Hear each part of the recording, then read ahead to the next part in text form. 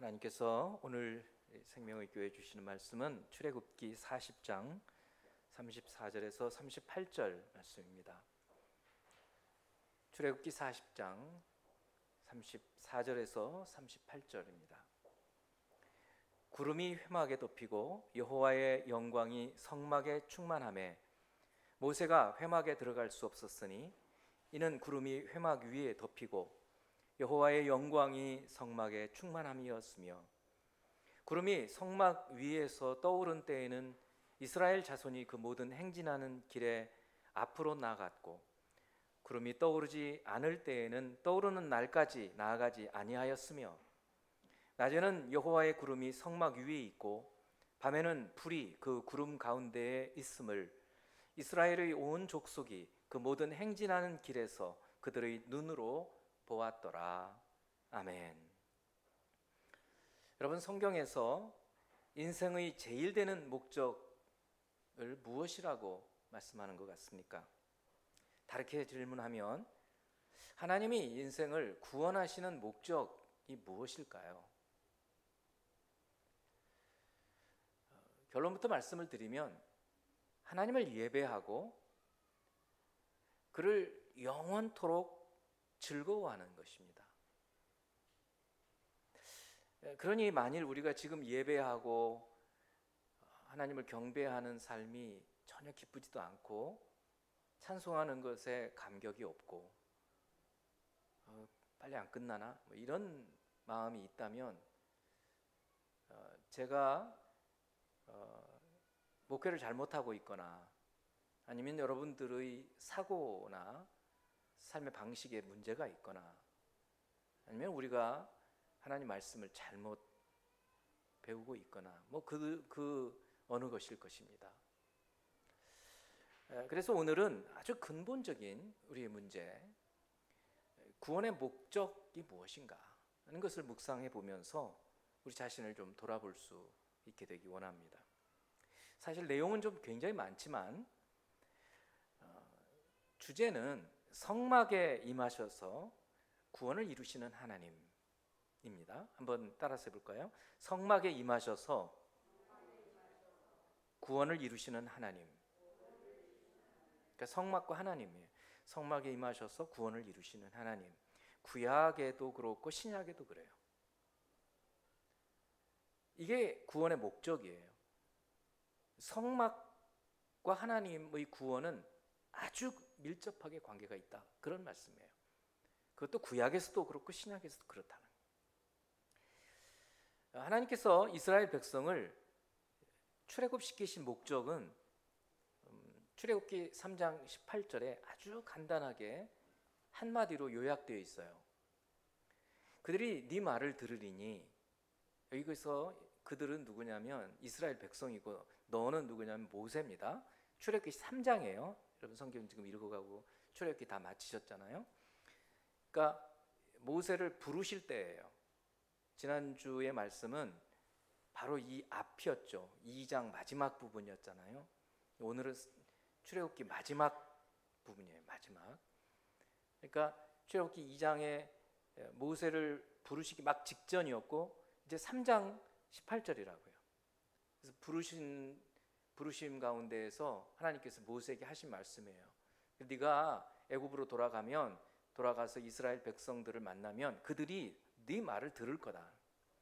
너는 그들의 장로들과 함께 애굽 왕에게 이렇게 말을 해라. 히브리 사람의 하나님 여호와께서 우리에게 임하셨은즉, 이제 여기서부터 중요한 거예요. 구원의 목적이 나온다 그랬어요. 우리가 우리 하나님 여호와께 제사를 드리려 하오니 사흘길쯤 광야로 가도록 허락하소서. 이거예요. 그러니까 우리 애굽을 나갈 겁니다. 왜 나가느냐면 하나님께 제사 드리러 나갑니다. 그거예요. 다르게 표현하면 하나님께 예배 드리러 나갈 겁니다. 출애굽의 목적, 출애굽은 구원이거든요. 그러니까 구원의 목적은 하나님께 예배 드리는 거예요. 그리고 하나님과 함께 사는 거예요. 마침내 하나님이 이스라엘 백성을 인도해서 시내산에 도착했습니다. 그때 아주 중요한 말씀을 해주세요. 우리도 반드시 알아야 해요. 이런 말씀들이 우리 믿음의 자녀들에게 이게 깊이 박혀 있지 않기 때문에 신앙이 자꾸 흔들리고 정체성이 없어져요. 출애굽기 19장 1절에서 6절입니다. 시내산에 도착했을 때 이스라엘 백성에게 주시는 말씀인데 모세에게 먼저 말씀해 주시죠. 이스라엘 자손이 애굽 땅을 떠난 지 3개월이 되던 날, 그러니까 만 3개월이 되어서 90일 지났다는 얘기가 아니고 출발하던 날이 애굽 달력으로 1월 15일 날 출발하거든요. 그러니까 3개월이 되던 때니까 한 45일 걸렸어요. 3개월째 되던 날이에요. 그런 말이에요. 그들이 시내 광야에 이르니라. 그들이 르비딤을 떠나 시내 광야에 이르러 그 광야에 장막을 치되 이스라엘이 거기 산 앞에 장막을 치니라. 그러니까 시내 산 앞에 지금 텐트를 쫙 치고 200만 명 되는 사람들이 지금 모여 있는 거예요. 출애굽해서 45일 만에 그 산 앞에 모여서 거기서 1년 1개월을 머물러요. 거기서.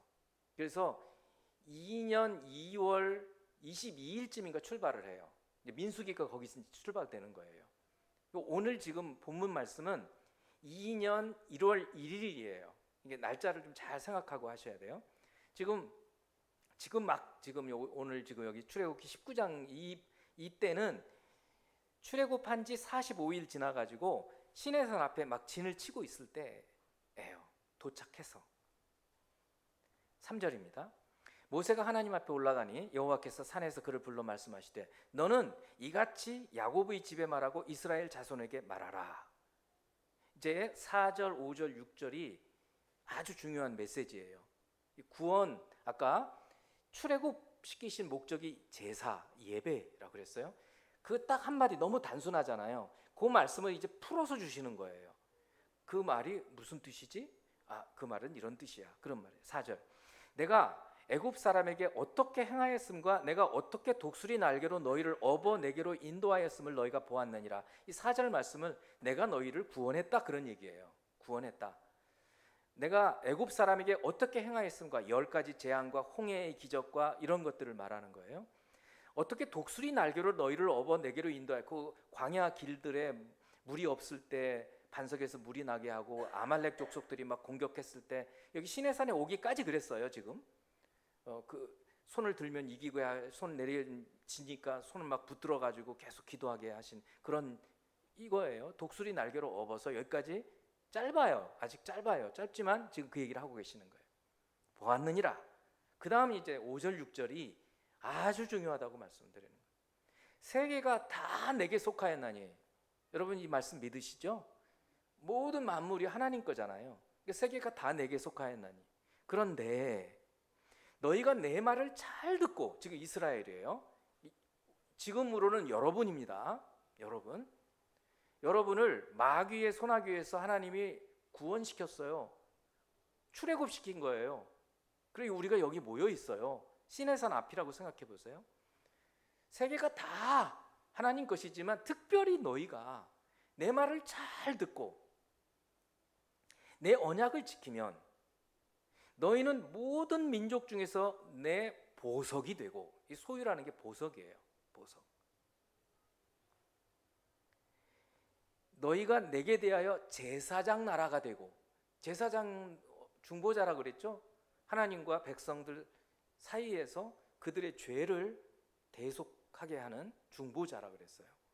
그러니까 우리가 하나님 자녀가 된 게 우리만 잘 살게 하는 것이 아니고 우리를 복의 근원이 되게 해서 다른 사람들도 죄 용서받게 하고 그들을 하나님께로 인도하는 제사장 나라가 되게 한다 그랬어요. 이스라엘이 그런 역할을 하는 나라, 우리가 그런 역할을 하는 사람들, 거룩한 백성, 성민이 되리라. 거룩한 백성이 되리라. 아까 기도하실 때 거룩을 위해서 우리를 구원하셨어. 너는 이 말을, 너희는 모든 민족 중에서, 아까 내가 내 소유가 돼 있고 너희가 내게 대하여 제사장 나라가 되며 거룩한 백성이 되리라. 너는 이 말을 이스라엘 자손에게 전할지니라. 그러니까 지금 생각해 보세요. 출애굽 시킨 게 구원이라고 그랬잖아요. 그리고 우리는 이렇게 생각해요. 구원했으면 이제 끝났지. 아닌 거예요. 구원은 영어를 표현하면 from A to B예요. 어디로부터 어디까지 가는 거예요. 그러면 이집트에서 탈출시켜서 어디로 가느냐면 하나님께로 가게 하는 거예요.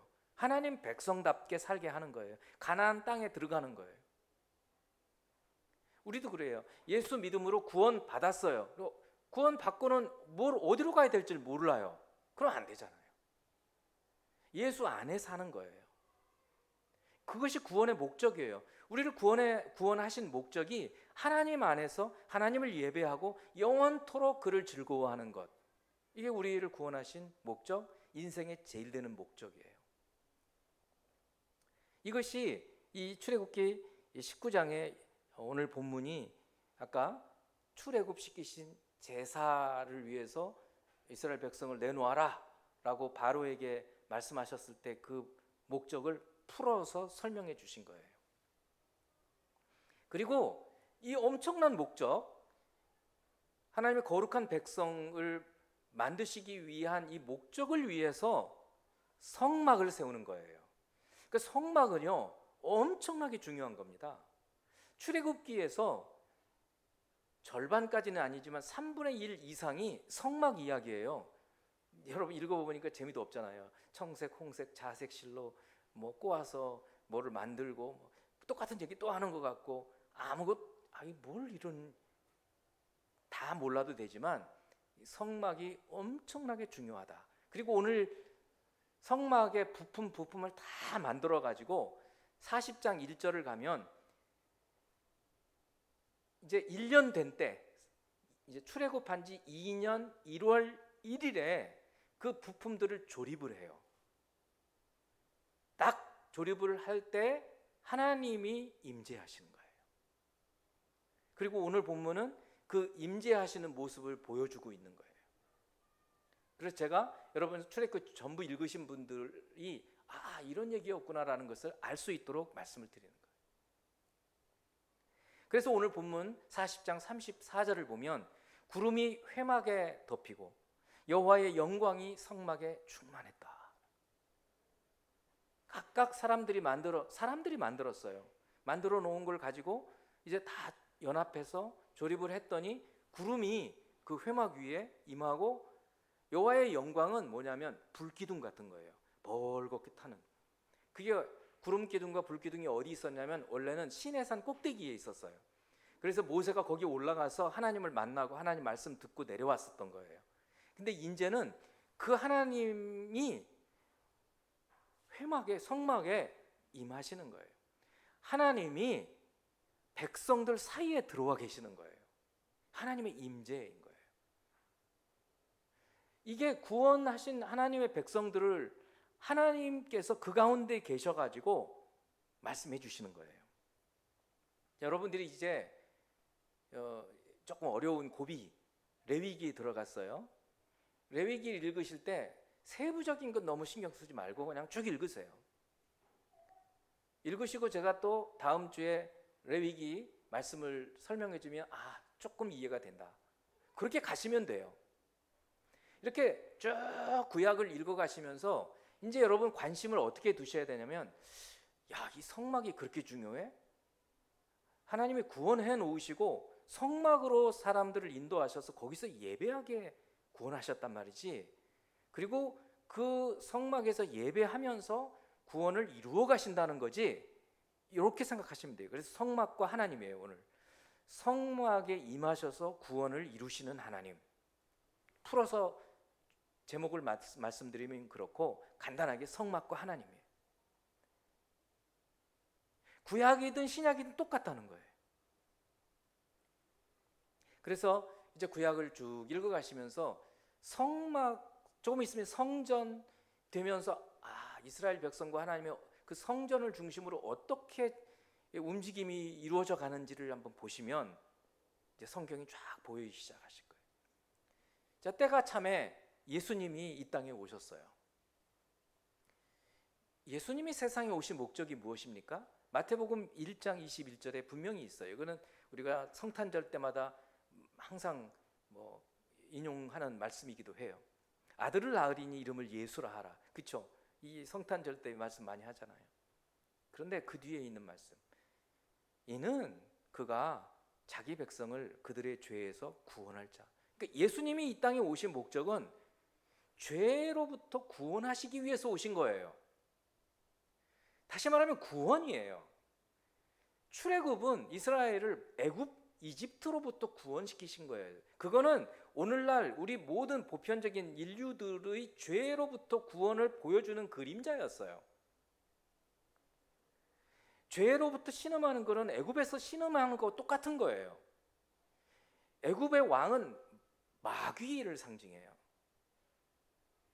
그래서 우리는 예수님이 오심으로 그 죄로부터, 그 죄의 신음으로부터 풀려났어요.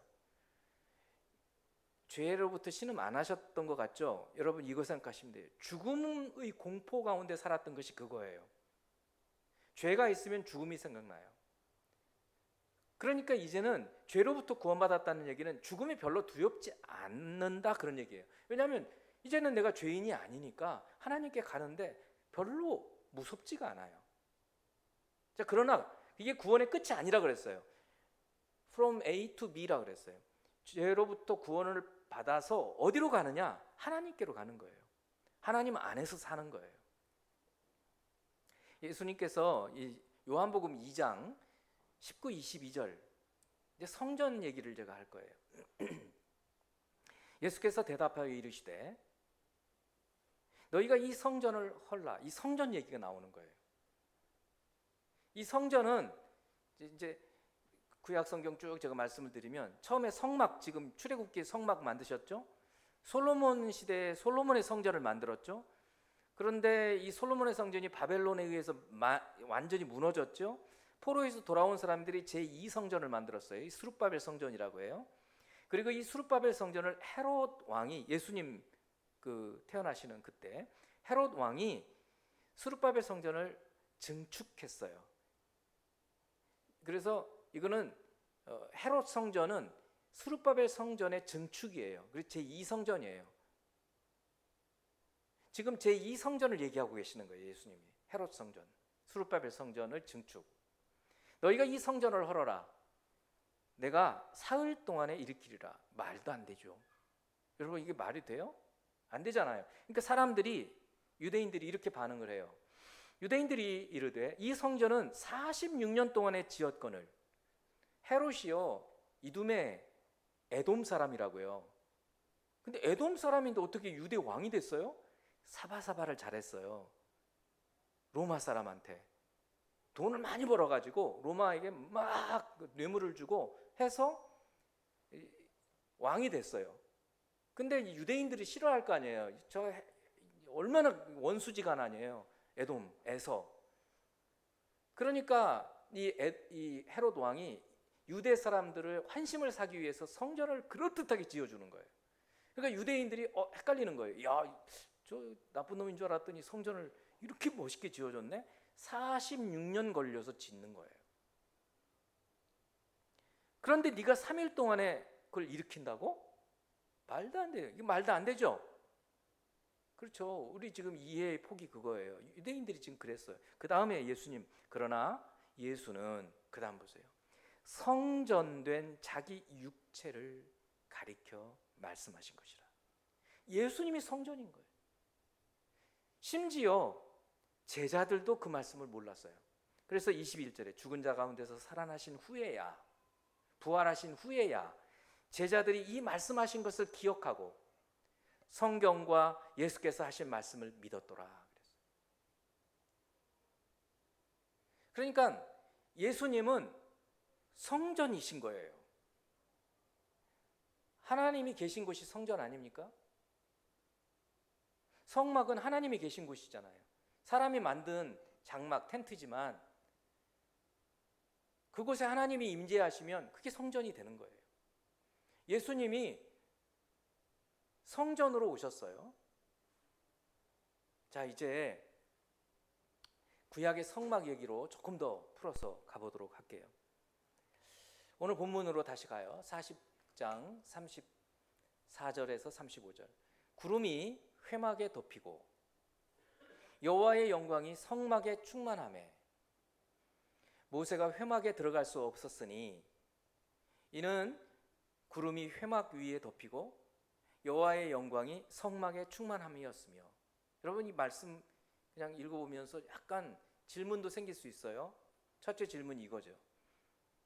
회막, 성막, 회막, 성막. 지금 이렇게 나왔어요. 보면. 그리고 회막이 뭐고 성막이 뭘까요? 이게 같은 걸까요? 다른 걸까요? 같은 거예요. 근데 왜 이렇게 다를까요? 이름이? 어떤 의미 차이가 있을까요? 이런 궁금증이 생겨야 돼요. 성막은 히브리어로 미시칸이라고 해요. 미국에 있는 미시간 주하고는 달라요. 그거는 인디언 말에서 나온 거고, 근데 공교롭게도 이름이 똑같아요. 미시칸.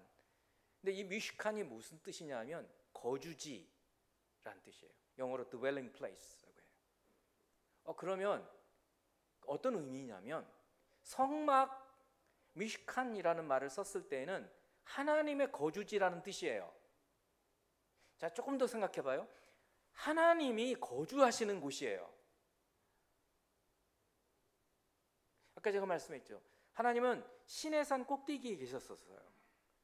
거룩하신 분이시기 때문에 이 죄인들 사이에 들어오질 않으세요. 죄인들 가운데 오지 않으신다고요. 그런데 성막을 만들어 놓으시고 성막에서 제사를 드리게 되면 죄인의 죄가 용서받게 돼요. 그러니까 하나님이 임재하셔도 죽지가 않아요. 그러니까 이 미식한 성막 가운데 하나님이 거주하시는 곳에서 속죄의 제사를 드리게 되는 거예요. 그러니까 성막 하면 제사와 관계가 있고 하나님의 거주와 관계가 있어요. 근데 회막은 무슨 뜻인가 하면 히브리어로 오헬 모에드라는 말인데 그냥 쉽게 말하면 만남의 장소예요. 미팅 플레이스. 만남의 장소. 자, 보세요. 성막에서 죄인이 죄를 용서받으러 와요. 레위기와 출애굽기는 붙어있는 책입니다. 시간 장소가 안 바뀌어요. 여러분 헷갈릴 수 있는데 그거를 잘 아셔야 돼요. 40장과 레위기 1장은 바로 붙어있어요. 그래서 그냥 다짜고짜 번제를 드리려거든 하고 나와요. 그러니까 제사 드리는 게 바로 레위기에 바로 나오는 거예요. 이제 성막이 만들어졌으니까 제사를 드리러 나와서 죄인이 그 대속물에 손을 얹고 안수 기도하고 믿음으로 하나님 이 짐승이 나 대신 죽습니다. 내 죄를 용서해 주세요 하면서 죄가 용서받으면 그 다음에는 하나님과 만날 수 있어요. 그 만남의 장소, 회막이 되는 거예요. 그럼 만나서 뭐 하는가? 하나님으로부터 말씀을 듣는 거예요. 배우는 거예요. 그 다음에 그게 가능해지는 거예요. 그래서 성막과 회막을 왜 이렇게 썼는가? 그런 이유예요. 자, 그 다음에 34절 다시 봐요. 구름이 회막에 덮이고, 구름은 하나님의 임재의 상징이에요. 그리고 구름 가운데 벌건 불기둥이 있는데 그것도 하나님의 영광의 모습이에요. 하나님이 어떻게 나타나시면 사람들이 죽게 돼 있잖아요. 그러니까 하나님의 영광의 모습이 불의 모습으로 구름 속에서 보이는 거예요. 그래서 구름이 회막에 덮이고 여호와의 영광이 성막에 충만하며 모세가 회막에 들어갈 수 없었으니 이는 구름이 회막 위에 덮이고 여호와의 영광이 성막에 충만함이 있으니 이렇게 말씀하고 있는 거예요. 그러면서 곧바로 이제 레위기가 시작되고 레위기에서 그 미식한 하나님이 계시는 거주하시는 곳에서 하나님 앞에서 제사를 드리는 거예요. 레위기 1장 3절에 그래서 나와요. 그 예물이 소의 번제이면 번제를 드리려고 할 때 소로 혹은 양으로 혹은 소제로 드릴 수 있는데 비둘기로 이렇게 드릴 수 있는데 소의 번제이면 흠없는 수컷으로 회막 문에서 그 다음에 보세요. 여호와 앞에 그랬잖아요. 이 여호와 앞에 엄청 중요한 말씀인 거예요. 지금 하나님이 거주해 계시는 미식한 성막 앞에서 제사를 드리는 거예요. 얼마나 두렵겠어요. 그 시내산 위에 막 천둥 소리로 불기둥으로 임하셨던 그 하나님이 지금 미식한 위에 구름으로 이렇게 임하고 계시는 거예요. 낮에는 구름, 밤에는 불. 그 앞에서 죄인이 나와서 속죄를 하는 거예요. 덜덜덜덜 떨질 않았겠어요?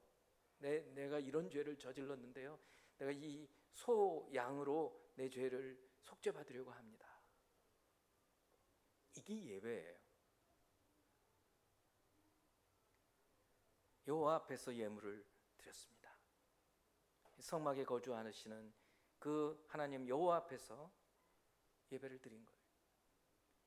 우리가 예배를 바로 이 우리 가운데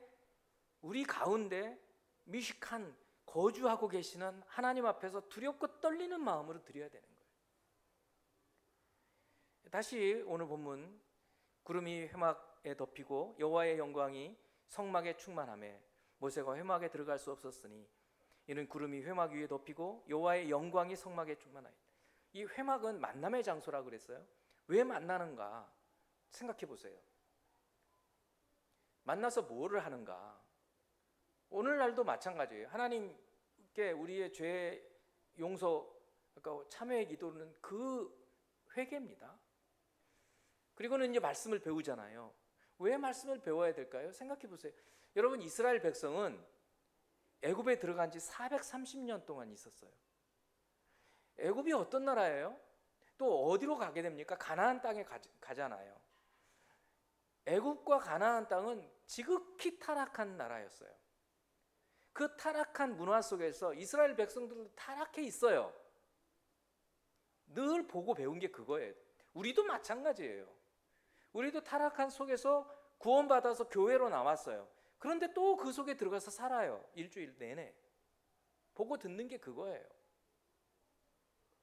그러니 하나님께서 성막을 만들어 놓으시고 구원하신 백성들을 하나님 백성답게 거룩한 백성이 어떻게 살아야 되는지를 가르쳐 주시는 거예요.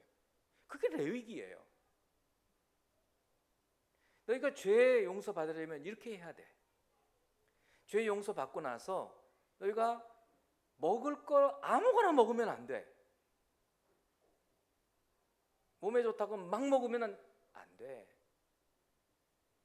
옷도 아무거나 입으면 안 돼. 집에도 곰팡이 같은 거 나면 그거 막 거기 살면 안 돼. 그리고 너희가 예배를 드리고 속죄를 받으면 이제 어떻게 그 거룩함을 유지하고 살아가야 되는지 알려줄게. 절기예요, 절기.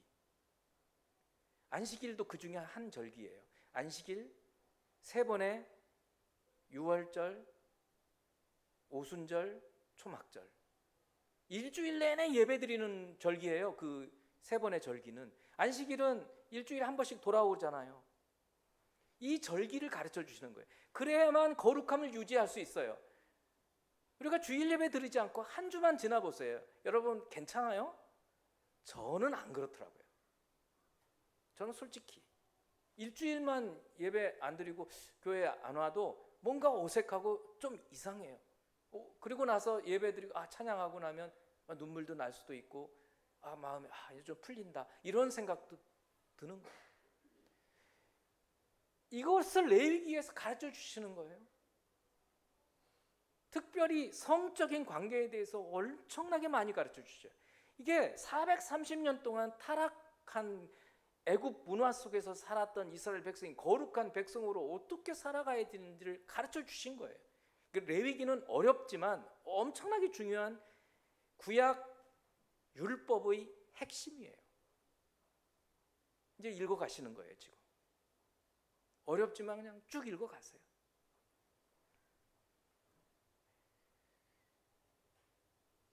그러면서 죄를 지으면 또 나와서 제사를 드리는 거예요. 속죄 받는 거예요. 우리도 그래요. 일주일 동안 말씀 묵상하고 살지만 그래도 끊임없이 마음으로 참 하나님 앞에 역시 여전히 죄의 권세가 세다라는 것을 경험하게 되죠. 우리를 하나님께서 예수님 믿음으로 구원시켜 주셨지만 거룩해지지가 않았어요. 완전히. 그러니까 계속해서 거룩을 위해서 우리에게도 성막이 필요한 거예요. 구약 시대에 이스라엘에게 성막이 필요한 것처럼 우리에게도 성막이 필요한, 우리에게 성막이 누구라고요? 예수님이라는 거예요. 예수님이 성전이에요, 성전.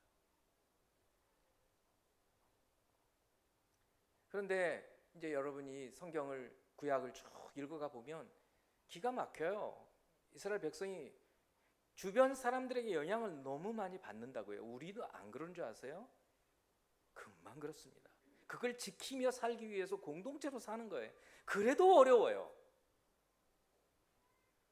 그래서 결국은 나라가 두 쪽으로 쪼개지고 북이스라엘은 벌써 망해버리고 남쪽 유다만 남아있을 때 이사야 시대에 하나님이 이사야 선지자에게 하나님의 그 심정을 얘기해주고, 이사야 1장 5, 6절 말씀, 너희가 어찌하여 매를 더 맞으려고 패역을 거듭하느냐. 계속 하나님 말씀을 안 듣는 거예요. 온 머리는 멍들었고 온 마음은 피곤하였으며 발바닥에서 머리까지 상한 곳이 없이 상한 것과 터진 것과 새로 맞은 흔적뿐이거늘. 계속 주변 나라한테 얻어 터지는 거예요. 하나님 사사기 시대부터, 이제 사사기 읽어보시면 하나님을 거역하고 우상을 숭배하고 하나님 제대로 섬기지 않으면 하나님이 외적을 쳐들어오게 하셔가지고 두들겨 맞게 하시는 거예요. 그러면 아이고 하나님 살려주세요. 그러면 또 사사를 일으켜서 평화를 주셔요. 그러면 또 빗나가는 거예요. 그러면 또 악순환이에요, 악순환. 계속 악순환. 그러다가 나중에 사무엘 등장하는 바로 그 전 엘리 제사장이 사사였을 시대에 어떻게 돼요? 언약궤까지 뺏기잖아요. 성막이 도난을 당하는 거예요. 블레셋 사람에게. 성막이. 상상할 수 있겠어요? 그리고는 언약궤를 찾지도 않아요. 그러니까 여러분, 하나님 앞에 예배드리는 그 태도 자체가 이스라엘이 완전 망가져 버린 거예요. 그런데 그 하나님께 예배드리는 것을 사모한 사람이 누구였어요? 다윗이잖아요. 이런 관점으로 읽어가 보시라는 거예요. 그래서 이 이사야 선지자 시대 때 유다가 이렇게 얻어맞고 그래도 돌아오질 않고, 예레미야 시대에 그렇게 눈물로 예레미야 선지자가 외쳤건만 말을 안 들어서 결국 바벨론에게 망해버리는 거예요. 성전 다 파괴돼 버리는 거예요.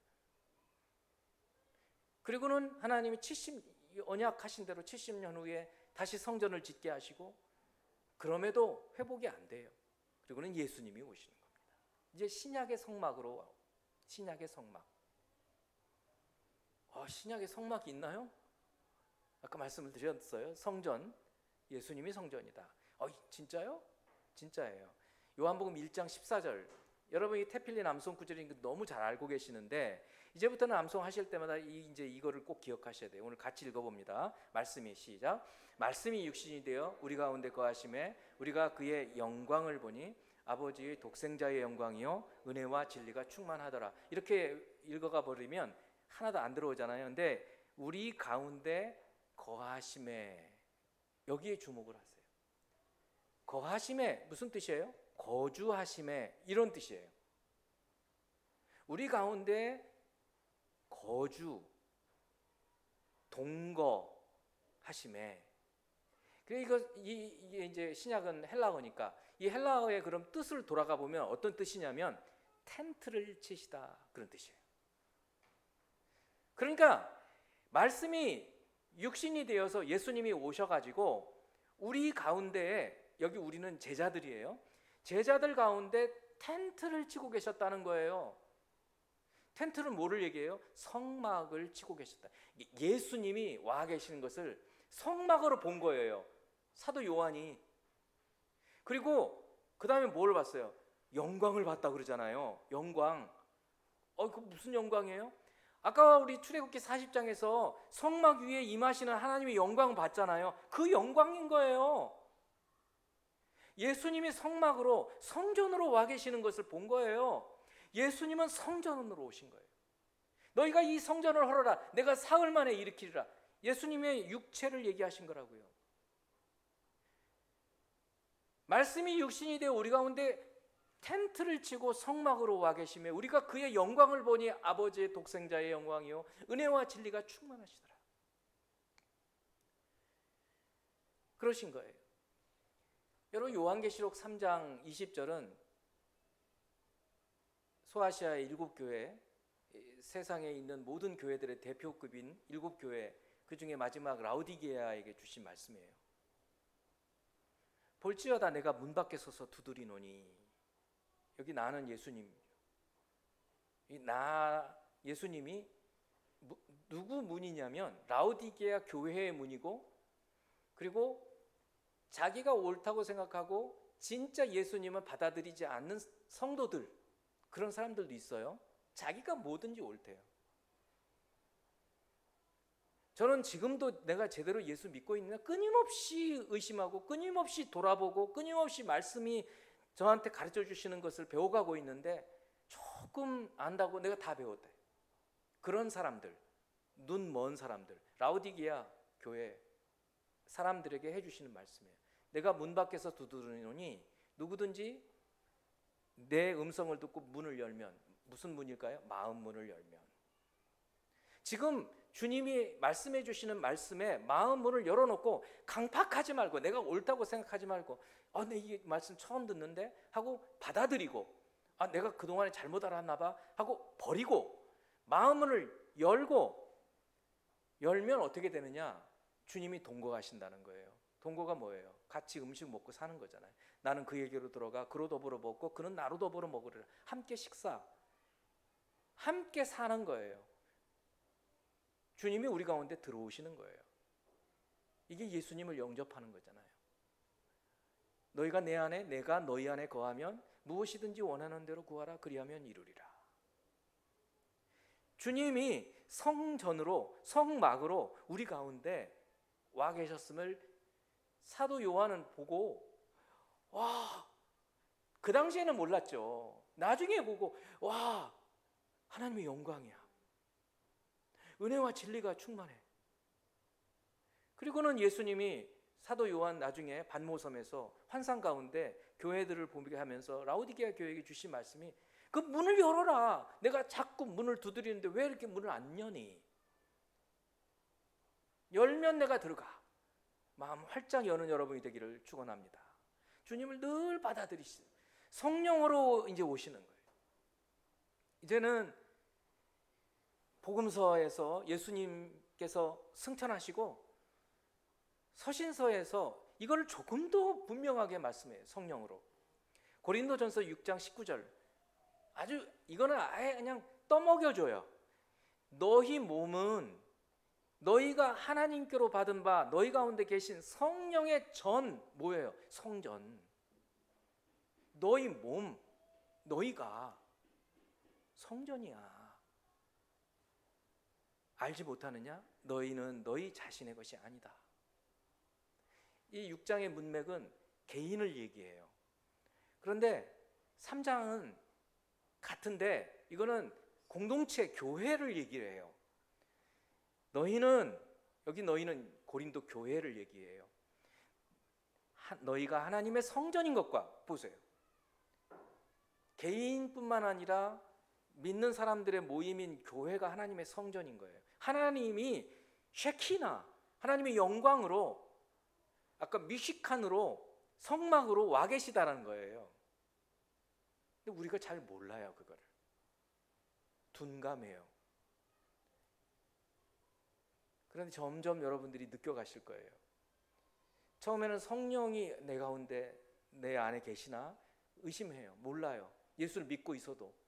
그런데 자꾸 말씀을 통해서 배우게 돼요. 제가 요즘 계속해서 강조하는 게 있어요. 성령을 언제 우리가 체험할 수 있다고요? 기도할 때. 그러니까 기도하지 않으면 성령 충만이 안 돼요. 기도해도 자기 기도만 하면 성령 충만이 안 돼요. 하나님 말씀을 따라서 구하는 거예요. 그러면 우리 안에서 성령께서 하나님의 뜻으로 기도하게 하시는 거예요. 그러면서 알아요. 그리고 몸이 뜨거워지기 시작해요. 그리고 전혀 몰랐던 것들을 깨닫게 되기 시작해요. 그러면서 성령이 우리 가운데 계시는 걸 알게 돼요. 아, 내가 성전이구나. 알게 되는 거예요. 다시 한번 3장 16절 17절. 너희는 너희가 하나님의 성전인 것과 하나님의 성령이 너희 가운데 계시는 것을 알지 못하느냐? 고린도 교회는 지극히 타락한 교회였어요. 그래서 사도 바울이 책망하면서 다시 한번 환기시키는 거예요. 너희가 이거 모르고 있니? 누구든지 하나님의 성전을 더럽히면, 자기 몸, 교회를 더럽히면, 그래서 교회는 거룩한 곳이에요. 교회를 함부로 교회에 대해서 얘기하면 안 돼요. 더럽히면 하나님이 그 사람을 멸하시리라. 하나님의 성전은 거룩하니 너희도 그러하니라. 어떤 경우에는 하나님이 성전을 무너뜨려 버려요. 그죠? 구약 성경 보세요. 구약의 성전 2번을 무너뜨려 버리시잖아요. 지금 성전이 없어요. 가시적인 성전이 없다고요. 대신 지금은 어떻게 예수님으로 오셨고 예수님이 성령을 보내셔서 거룩함을 따라서 거룩하게 살려고 하는 성도들 가운데 하나님께서 그 몸을 성전 삼으시고 와 계시는 것입니다. 여러분, 이 믿음으로 사는 거예요.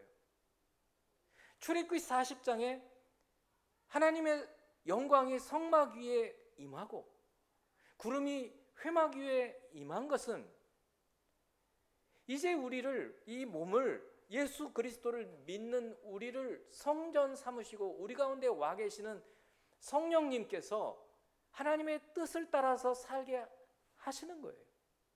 공동체적으로 그 뜻을 따라서 성령으로 기도하게 하시고 성령께서 원하시는 삶을 살게 하고 그 사역을 하게 하시는 거예요. 안디옥 교회가 그 일을 했어요. 그래서 바나바와 사울을 첫 번째 선교사로 파송하는 거예요. 사랑하는 성도 여러분, 이제 우리가 하나님이 우리를 왜 구원하시나? 우리 잘 먹고 잘 살라고? 아니에요.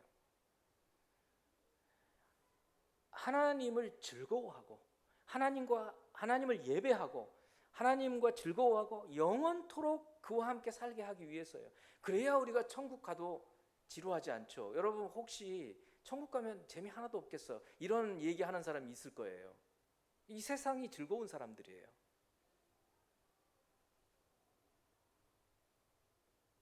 그런데 만일 여러분이 정말 찬양하고 늘 그러는 것은 아닐 수 있어도 찬양할 때 너무 좋을 때 있잖아요. 아까 우리 찬양할 때 원하고 바라고 기도합니다. 하나님의 꿈이 내 비전이 되고 예수님의 성품이 내 인격이 되고 성령님의 능력이, 성령님의 권능이 내 능력이 되기를 원하고 바라고 기도합니다. 여러분, 막 그런 찬양을 할 때는 막 마음 속에서 막 뜨거운 것이 올라오지 않아요? 이런 즐거움, 이런 기쁨, 이것이 우리를 구원하신 목적이에요. 그래서 이 땅에 사는 동안에 우리가 이것을 맛보는 거예요. 맛보기. 그리고 우리가 세상 떠나면 영원히 그 하나님과 사는 거예요. 성막과 하나님, 성막에 임재하셔서 구원을 이루시는 하나님, 우리를 예수님을 통해서 이제 죄로부터 벗어나게 하셨지만 성막 대신 성령의 이제 우리 몸을 성전 삼으시고 우리 가운데 함께 하시는 성령님과 함께 인생을 쭉 같이 살아서 구원을 이루어 가신 그 하나님 소망하면서 살아가는 저와 여러분이 되기를 주님의 이름으로 축원합니다. 기도하겠습니다. 사랑하는 하나님, 우리를 죄로부터 예수 그리스도의 속죄로 구원하시고 이 몸을 성전 삼으셔서 우리 가운데 함께 계시고 그 주의 영광 쉐키나가 우리 가운데 함께하게 하셔서 구원을 이루어 가시는 놀라우신 하나님의 은혜에 감사드립니다. 사랑하는 우리 성도들 모두가 이 구원의 완성에 이루어갈 수 있도록 주께서 역사하여 주시고 이것을 위해 늘 성령으로 기도하는 성도 되도록 축복해 주시옵소서. 예수 그리스도 이름으로 기도합니다.